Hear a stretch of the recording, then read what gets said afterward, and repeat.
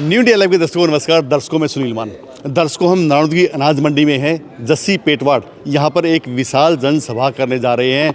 हालांकि अभी तक न कोई चुनावी मौसम है, न कोई राजनीतिक सरगर्मियाँ हैं, उसके बावजूद भी राजनीति में सब कुछ संभव है। ये क्यों कर रही जा रही है रैली, इसी को लेकर खास बातचीत करेंगे। विधायक जी, स्वागत है। बहुत बहुत धन्यवाद। विधायक जी, न तो कोई राजनीतिक गर्मा गर्मी है, न कोई ऐसा ओकेजन है कि इतनी बड़ी रैली की जाए। क्या मकसद है इस रैली के पीछे? देखिए, चुनाव के समय तो सब करते हैं जी। हम तो वो हैं जो ना किसी मौसम का इंतज़ार करते, ना किसी चुनाव का इंतज़ार करते। हर टाइम अपनों के बीच में रहते हैं। जो जिम्मेवारी हमारे बुज़ुर्गों ने, जो हमारी मातृशक्ति ने, माताओं बहनों ने, जो नौजवान भाइयों ने, नारनूंद वालों ने जो लगाई है, उस जिम्मेवारी को निर्वहन कर रहे हैं। और क्योंकि नारनूंद में कार्यालय अभी हमारा निर्माणाधीन था, तो उस कार्यालय के उद्घाटन के अवसर पे हम सब कार्यकर्ता इकट्ठे होंगे। तो उद्घाटन तो एक रिबन काट के एक नॉर्मल सी प्रक्रिया होती है, उद्घाटन कर लिया। इतना बड़ा जो आपने जमावड़ा जोड़ने जा रहे हैं, इतनी बड़ी रैली करने जा रहे हैं, उसके पीछे का मकसद बताइए विधायक जी। तो बुलाएं तो फिर सबको बुलाएं, छोड़ें किसको? अब मान लो 1000-2000 को न्योता दे दिया तो फिर जो हमारे दूसरे साथी हैं वो नाराज़ हो जाएं। तो मैं जो भी काम करता हूँ पूरा डूब के पूरी मेहनत से करता हूँ। ये फॉर्मेलिटी वाला काम हमारे बस का नहीं है। तो जितने भी हमारे नारनौंद में 25,000 से ज़्यादा जो कार्यकर्ता साथी हैं, जो हमारा भाईचारा है, वो सब के सब इस कार्यक्रम में आमंत्रित हैं। सबको बाकायदा हमने डायरेक्टली फ़ोन किए हैं। मैंने खुद ने बैठ कर के लगातार 10-12 दिन से लगातार हमारा ये अभियान चल रहा है। और आज भी हम फ़ोन कर रहे हैं, जहाँ जहाँ कोशिश कर रहा हूँ मैं हर साथी तक पहुँच बढ़ाने की। तो रैली का मकसद केवल ऑफिस का उद्घाटन है। और दूसरा, इसके पीछे एक और बड़ा मकसद है। क्योंकि देखिए, नई सरकार को हमने जब पहला विधानसभा सेशन हुआ तो हमारे नेता आदरणीय चौधरी भूपेंद्र सिंह हुड्डा ने नायब सैनी जी को एक बात कही थी कि सैनी साहब, आप चुनाव से केवल 2 महीना पहले आए हो, तो हम आपको कोई अभी आज आपके ऊपर कोई, क्योंकि सरकार तो बेशक बीजेपी की रही है, हम आपको मौका देना चाहते हैं काम करने का। तो 1 साल तक हम आपकी कमियों को आपके सामने भी बताएंगे, जनता के सामने भी बताएंगे, ताकि आप उन कमियों पे काम कर सको। अब 1.25 साल का अवसर हो गया। भारतीय जनता पार्टी लगातार जनहित के मुद्दों से भटक करके केवल और केवल नरेंद्र मोदी जी की और अमित शाह जी की वाहवाही गुणगान करने में व्यस्त है। जो केंद्र सरकार जो लगातार, क्योंकि आजकल नरेंद्र मोदी जी केवल जो ट्रंप कह रहे हैं उसी के हिसाब से चल रहे हैं, उनके पास खुद का कुछ नहीं है। तो ये सरकार भी ना ट्रेड डील हुई है अमेरिका और भारत के बीच में, जो हिंदुस्तान के किसानों के लिए सबसे घातक, और आज तक के इतिहास में किसी प्रधानमंत्री ने इतना बड़ा रिस्क नहीं लिया किसानों को ख़त्म करने का, इन प्रधानमंत्री जी ने ट्रंप के कहने से ले लिया। दूसरा, चाहे मैं मनरेगा की बात कर लूँ, मनरेगा को देश के करोड़ों मजदूरों के लिए जो काम की गारंटी थी उसको ख़त्म कर दिया ये सरकार, उस पर भी कोई जवाब नहीं दे रही। तो हम हज़ारों की संख्या में लोग, तो ये सारे जवाब तो आप विधानसभा में ले सकते हैं ना जी। यहाँ लोगों तक भी पहुँचे ना बात। हम सब इकट्ठा होकर जनता तक पहुंचाना चाहते हैं कि हम सबको एक होना पड़ेगा। इस भारतीय जनता पार्टी के कुशासन से अगर हमने बचना है, इस भारतीय जनता पार्टी के कुशासन से इस देश और प्रदेश को बचाना है, तो हम सबको एक होकर के लड़ाई लड़नी पड़ेगी। सत्ता के बाजार में पिछले दिनों से, काफ़ी दिनों से चर्चा थी कि कैप्टन अभिमन्यु ने बास में एक बड़ी रैली की थी, काफ़ी बड़ा सम्मेलन था, और उसके बाद में आपके गाँव में भी एक बड़ा सम्मेलन हुआ है। तो कहीं ना कहीं जस्सी पेटवाड़ उन चीज़ों से हाथ थे कि भाई मैं भी अपनी ताकत दिखाऊँ। इसके पीछे वो चीज़ तो नहीं है? नहीं, मुझे ना तो कोई बड़ा सम्मेलन हुआ। अब अगर कि कोई आदमी अगर 700-800 आदमी इकट्ठा करके उसको बड़ा सम्मेलन कह देते हैं, तो पता नहीं, इतनी तो हमारी, अगर कार्यकर्ता इतने लोग तो हफ्ते में मिलने आ जाते हैं, हम हफ्ते में उतने लोगों से मिल लेते हैं। लेकिन ये जस्सी पेटवाड़ा ने ना कभी किसी की लकीर मिटाने की कोशिश की, ना कभी किसी की लकीर पे चलने का काम किया। मैंने अपनी लकीर खुद खींची है और अपनी लकीर पे चलने का काम करता हूँ। और हर साल मेरा वादा है, मैं जब तक राजनीति करूँगा, हर साल एक बार अपने भाइयों के साथ, अपने कार्यकर्ता साथियों के साथ, अपने बुजुर्गों के, माताओं बहनों और अपने नौजवान साथियों के साथ एक कार्यक्रम में इकट्ठा हम सब जरूर मिलेंगे। क्योंकि कहते हैं ना, जब रैली होती है तो कार्यकर्ताओं को परेशानी होती है आने में जाने में, धन बल का काफ़ी प्रयोग होता है, उसमें पैसे भी बहुत खर्च आते हैं, कार्यकर्ताओं पे भी आता है, आप पे भी ज़्यादा खर्च आएगा। तो इस खर्चे उठाने की जरूरत क्या है? ना हमारा तो त्यौहार भर का काम हुआ है, कौन को है दिक्कत हुआ है? ये तो त्यौहार है, देखना आप, यहाँ सब खुशी से आएंगे। और ईमानदारी से कह रहा हूँ आपको, एक सिंगल रुपये का किराया हमने किसी को नहीं दिया। जो मेरे भाई हैं, जिन्होंने मुझे आज यहाँ तक पहुँचाया है, जिन नारनौंद की जनता ने मुझे यहाँ तक आने का मौका दिया है, जिन्होंने एक खेत से उठा करके किसान के बेटे को, काम करके बेटे को उठा करके हरियाणा की सबसे बड़ी पंचायत में, विधानसभा में भेज दिया। वो लोग कल भी खुद आएंगे। आप देखना हमारी चाची ताइयाँ, आप जोश देखना, आपको लगेगा कि ये कोई होली दिवाली मना रहे हैं। हमारी चाची ताइयाँ गीत गाते हुए आएंगी, मेरे नौजवान भाई ढोल की नगाड़ों पे खुशियाँ मनाते हुए आएंगे, हमारे बुजुर्ग आशीर्वाद का जो हाथ जो सर पे होता है उसे खुशी से रख के जाएंगे। तो किसी की कोई मजबूरी नहीं। और देखो, मैं एक बात कहता हूँ, राजनीति करो, देश में कोई नेता हो, दुनिया में कोई नेता हो, उन सब को अपने लोगों के बीच रहना चाहिए, अपने लोगों की आवाज़ बढ़नी चाहिए। लोग जिम्मेवारी जब आपकी लगाते हैं तो बहुत उम्मीदों के साथ लगाते हैं। आज मैं उनकी उम्मीदें कैसे तोड़ दूं?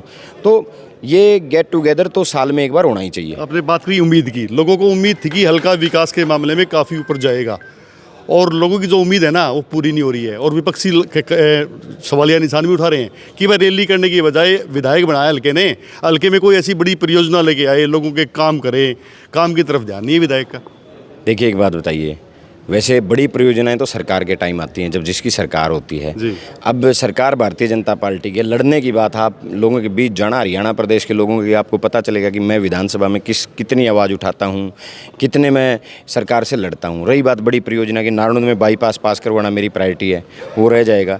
नारनौंद में जो 100 बेड का हॉस्पिटल मंजूर हुआ था 7 साल पहले, वो आज तक उस पर काम बंद था, ना यहाँ डॉक्टर थे, ना यहाँ मशीनरी थी। आज नारनौंद हॉस्पिटल में चले जाओ, सारी मशीनरी मिलेंगी आपको। मंजूर तो कैप्टन साहब ने करवाया जी उसको। अरे मंजूर, बिल्डिंग भी उसने बनवाई है, मंजूर कराया जी। काम बंद क्यों पड़ा था 7 साल से? मंजूर करवाया ना, तो उसको पूरा करवाते हो, पूरा होता। अकेला मंजूर, कागज में मंजूर होने से कोई चीज़ है? धरातल पे कोई, धरातल पे बिल्डिंग बन के तैयार हो गई थी, फिर आज तक क्यों नहीं मिली? आज तक भी तैयार नहीं बिल्डिंग। तो आप बताओ, आप तो मेरे साथ गए थे जिस दिन आप निरीक्षण करने गए, तो कहाँ तैयार वो विधायक नहीं बने तो काम अधूरा रह गया। बस मतलब वो विधायक बन जाए तो काम होगा, वो विधायक नहीं बने तो कुछ काम नहीं होगा। आप खंडाखेड़ी चले जाइए, जो सबसे बड़ी एक मिनी यूनिवर्सिटी बननी थी हमारे बफेलो रिसर्च सेंटर, वो बंद पड़ा है लुआस का, उस पर कोई काम नहीं था। सरकार के आवाज़ उठा करके विधानसभा में जब मैंने उसकी आवाज़ उठाई, वहाँ VC आए और सारे वहाँ साइंटिस्ट आना जाना उनका शुरू हुआ है। काम की उम्मीद है कि हमें जल्दी से शुरू हो जाएगा। रही बात दूसरी, देखिए विपक्ष का जो धर्म होता है ना, वो विपक्ष का धर्म होता है कि जो सरकार की जो कारगुजारियां हैं, जो सरकार की जो कमियां हैं, वो सरकार के सामने विधानसभा में पहुंचाने का काम करें हम, और जनता को बताने का काम करें कि आज ये सरकार हमारे साथ किस तरीके का षड्यंत्र रच रही है। अमेरिका हिंदुस्तान की जो ट्रेड डील हुई से हिंदुस्तान का किसान तो खत्म हो जाएगा, क्योंकि हिंदुस्तान के किसान को तो कोई सब्सिडी मिलती ही नहीं, और अमेरिका के किसान को साल में 1.5 से पौने 2 करोड़ रुपए की सब्सिडी मिल जाती है। तो हम उससे, हमारा किसान कैसे कम्पीट करेगा? मनरेगा की बात करूं मैं, 100 दिन की गारंटी कांग्रेस लेके आई थी कि 100 दिन को काम देना पड़ेगा आपको, गारंटी ख़त्म कर दी। दूसरी सबसे बड़ी बात जो मैं आपको बताऊं कि 2024-25 में मनरेगा के 8 लाख मजदूरों ने रजिस्ट्रेशन कराया था काम के लिए, केवल 2100 मजदूरों को हरियाणा सरकार ने काम दिया। बहुत सारी चीज़ें ऐसी, आज HPSC पे चल पड़ी है आप। हिंदुस्तान में केवल एक हरियाणा स्टेट ऐसा है, कितने दुर्भाग्यपूर्ण हैं हम, कितना दुर्भाग्य है हमारा कि एक HPSC का चेयरमैन जो है वो बिहार के आदमी को बिठाया हुआ है। पूरे देश में किसी भी स्टेट में बाहर का चेयरमैन नहीं लगता। तो आज A और B ग्रुप में, मैं चैलेंज के साथ कह रहा हूँ, जो चीज़ें मैं कह रहा हूँ, हरियाणा के A और B ग्रुप जिसमें अधिकारी भर्ती होते हैं, अफसर भर्ती होता है सीधा, उनमें 90% से ज़्यादा हरियाणा के लोगों को भर्ती कर दिया गया। कमाल देखो आप, 80-80 लोगों की लिस्ट आती है, 78 बाहर के लग जाते हैं। अभी पिछले दिनों एक मुद्दा था पेंशन कटने का, उमेर लोहान जी लोगों के बीच में गए, हल्के लोगों के बीच में गए, उन्होंने लोगों से बातचीत की, पेंशन क्यों कट रही है, हम आपकी लड़ाई लड़ेंगे। विधायक कहीं ऐसे मुद्दे में क्यों नहीं बीच में कूदा? हम विधानसभा में उठाए थे, आपने इसका कोई मुद्दा उठाया नहीं, बुजुर्ग पेंशन कटी है। आज ड्रामेबाजी तो करनी है ही नहीं ना मुझे भाई। मेरे पास लोगों ने ताकत दी है विधानसभा में सरकार से लड़ने की। मेरे पास ताकत है, जो लोग जिनकी पेंशन कटी उन सब के डॉक्यूमेंट्स हमने जमा कराए, आगे हमने डिपार्टमेंट को भेजने का काम किया कि क्यों इस व्यक्ति की चेक करो, इसका आधार कार्ड और फैमिली ID और पहचान पत्र, 3 डॉक्यूमेंट्स लेके हमने जिस की पेंशन कटी, जिस की समस्याएं नारनौंद में हमारे पास आई, उन सब के डॉक्यूमेंट्स हमने आगे भेजने का काम किया। ये प्रॉपर तरीके से हमने काम, चैनल से हमने काम करने का काम किया है। और सरकार को जब सोनीपत में लेकर के दीपेंद्र हुड्डा जी, जब हज़ारों लोगों का एक धरना प्रदर्शन हुआ, सरकार वहाँ से प्रेशर में आई और सरकार ने जारी करनी पड़ी। दूसरी बात केवल ये नहीं, इसमें तो इनेलो ने प्रमुखता से मुद्दा उठाया ना, तब जाके मुख्यमंत्री ने प्रेस कॉन्फ्रेंस करके ये चीज़ें वापस लेनी पड़ी। प्रमुखता से मुद्दा इनेलो तो टीम, ये तो नाक और कान है बीजेपी के। इनेलो जेजेपी तो नाक और कान है बीजेपी के। जो होमवर्क इनको नीचे से बीजेपी से आरएसएस से जो मिल जाता है वही काम करते हैं ये। आज ये लोग अबे चौटाला जी कांग्रेस को कहते हैं भाई ये बीजेपी की बी टीम है। यही तो दिक्कत है। अभय सिंह चौटाला जी को केवल कांग्रेस नजर आती है क्योंकि बीजेपी के तो सहयोगी है ना। अब गोपाल कांडा जी ने नहीं बताया था कि किसकी मदद से जीते। अभी मनीष ग्रोवर ने नहीं बता दिया कि अगर आईएनएलडी के कैंडिडेट खड़े ना हो तो कांग्रेस तो हमें एक मिनट में चित कर दे।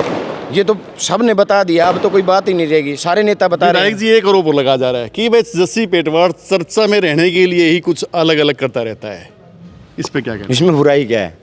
सब रहने चाहते हैं चर्चा में, और राजनीतिक व्यक्ति को चर्चा में रहना चाहिए। नहीं, चर्चा से ज़्यादा काम नहीं करने चाहिए। काम 3 करोड़ से ज़्यादा के काम हमारी विधानसभा में चल रहे हैं। जल्द मैं आपको ले जा करके 3 करोड़ के फीते काटेंगे, उन उद्घाटन करने का काम करेंगे। और 3 करोड़ रुपए में जहां मैं बात करूं लाइब्रेरी बनी है नारनौंद हल्के में, जहां मैं बात करूं चौपालों के निर्माण की शुरुआत हुई है, मैं बात करूं जहां पाइपलाइन लगी है, आपको जल्द से जल्द साथ लेकर। अगर रैली में कल आप सवाल जैसे सरकार को बने हुए आप विधायक बने हुए 1.5 साल का समय हो गया हुआ, अगर रिपोर्ट कार्ड की बात करें तो कल जस्सी पेटवाड़ रैली में रिपोर्ट कार्ड पेश करेंगे? जस्सी पेटवाड़ का रिपोर्ट कार्ड जहां लोग पहुंचेंगे ना, नेता का रिपोर्ट कार्ड जनता पेश करती है। अगर रैली फ्लॉप होगी तो मेरा रिपोर्ट कार्ड अपने आप आ गया। और यहाँ रैली में आपको ये दिख गया कि भी नारनौंद के इतिहास में, हिसार के इतिहास में कभी इतनी बड़ी पर्सनल रैली नहीं हुई, तो मेरा रिपोर्ट कार्ड अपने आप ही नहीं आ गया। रिपोर्ट कार्ड तो नेता का जनता देती है, ये बस सिर्फ रैली से मेरा रिपोर्ट कार्ड आ जाएगा। रैली से रिपोर्ट कार्ड आएगा? नेता का तो जनता से ही आता है रिपोर्ट कार्ड, जनता ही देती है ना नेता को रिपोर्ट कार्ड। अगर मेरी रैली ज़बरदस्त होगी, आपने मान लिया कि रैली नहीं रैला था, तो मेरा रिपोर्ट कार्ड आ गया। और रैली कामयाब नहीं तो आप समझ लेना कि मेरा रिपोर्ट कार्ड में मैं फेल हूँ। जी, ये थे विधायक जस्सी पेटवाड़ जी। इन्होंने साफ कहा है कि वो लोगों के हलकों के काम के लिए लगातार प्रयास कर रहे हैं और अनेक परियोजनाएं भी वो हलके में लेकर आएंगे। वहीं उन्होंने ये भी कहा है कि उन्होंने 1.5 साल का समय हो चुका विधायक बने, और उनका जो रिपोर्ट कार्ड है ना, कल जनता ही पेश करेगी। कितनी जनता पहुंचेगी रैली में, ये आने वाला समय तय करेगा। हमारे साथ जुड़े रहिए, कल हम आपको और भी रोचक खबरें दिखाएंगे रैली से संबंधित। कैमरामैन सचिन सैनी के साथ सुनील मान, न्यू इंडिया लाइव।